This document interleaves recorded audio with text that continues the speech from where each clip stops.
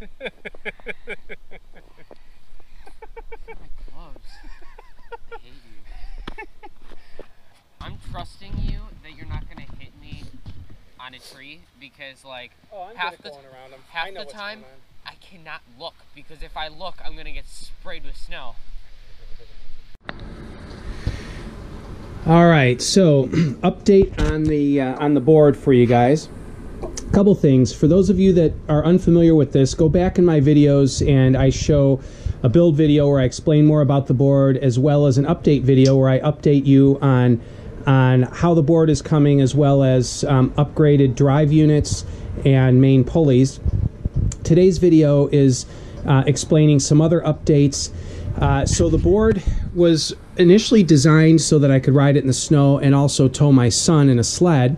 And so you can see lots of snow outside. And so to that end, it needed to have a lot of power and traction. So it's twin motors and four-wheel drive.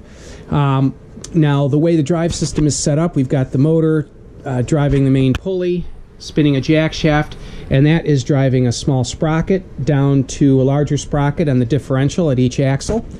So the board has been running great.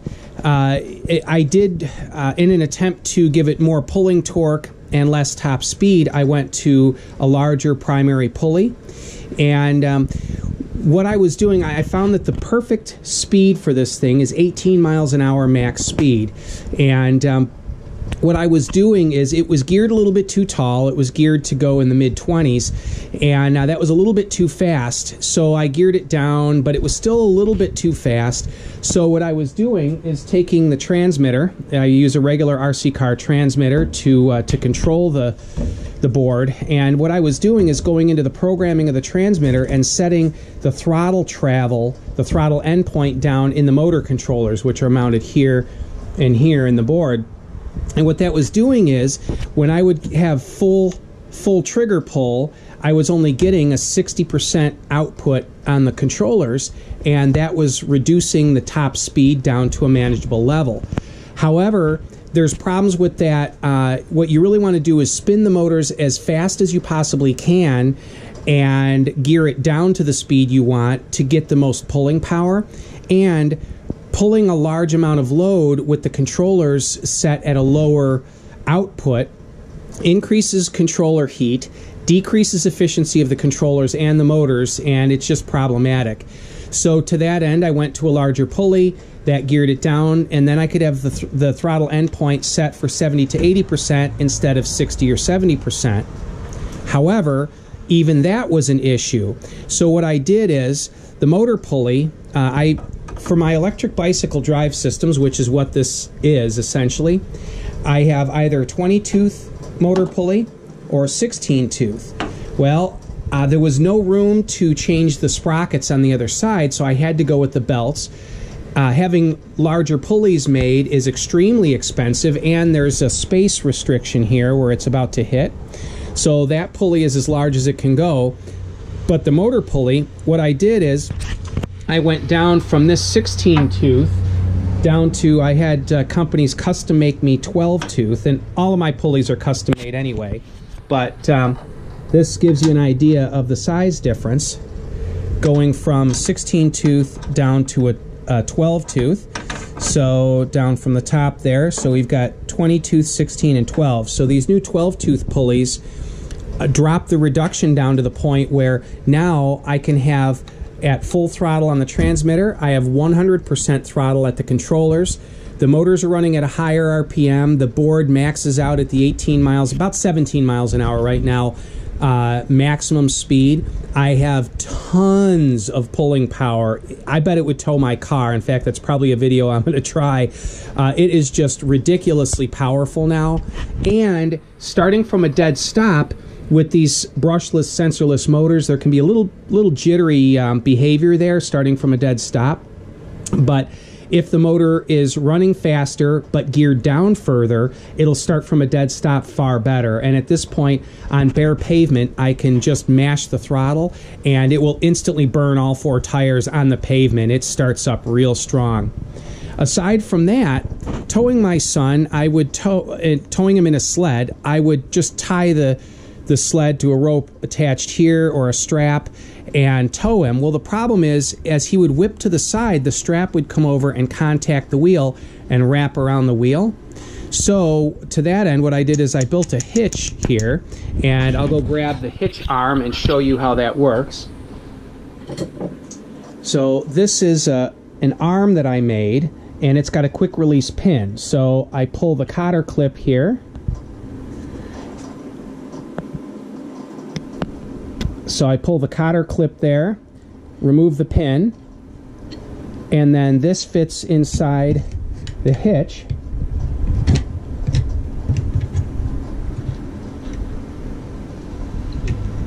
There we go. And what that does is, there's an eyelet on the back here. So I tie the sled now to this eyelet, and what happens is when he swings to the side, it stops, hitting that bolt there. It stops, and you can see that this arm is out far enough that the cord can even go straight forward. He could whip on the sled all the way out in front of me, and yet the cord will never wind up in the rear wheel. And same on both sides. It stops without hitting the wheel, and it goes out wide enough to clear. So, and again, it disconnects very easily. All I do is pull this cotter pin, drop the pivot pin, and then this hitch removes right out. So some pretty good updates. That has really made this thing perfect for towing. I mean, it's everything I ever hoped it would be and more, really. It goes through the snow better than I thought. It tows better than I thought. Also, reducing the gearing down has given me more run time. The batteries run cooler, the wiring's cooler, the motors run cooler, and I get more run time because I'm running the motors in their efficiency sweet spot. I'm running the controllers in their efficiency sweet spot. The batteries, therefore, can put more power to the motors and less power is wasted as heat. So I can tow my son in the snow at full throttle for about 25 minutes straight on a charge, no problem at all. If I'm just riding it without towing him, I've gone for over an hour and it still has a charge left. So anyway, if you want to see more on this board, go ahead and look back in the videos on my channel, and you'll see some more build videos in that. Maybe I'll link them at the in the description or at the end of this video. So anyway, so for those of you that are new to the channel, welcome. I do a lot on my Model 3 there in the driveway, and a lot on these crazy little projects. I have a mini Model S that I'm modifying with a high-performance drive system very similar to the board here. I welded together that rack there. Sorry, the piece of plastic's hanging, but steel rack there. That's another project that I plan on showing you guys. But so if you're new to the channel, again, welcome. Go ahead and tune in. My car's going into the body shop for some repair work, so the videos will be on different things over the next couple of weeks while it gets repaired. But give me a thumbs up, and if you're looking to buy a new Tesla, my referral code will be a link in the description below.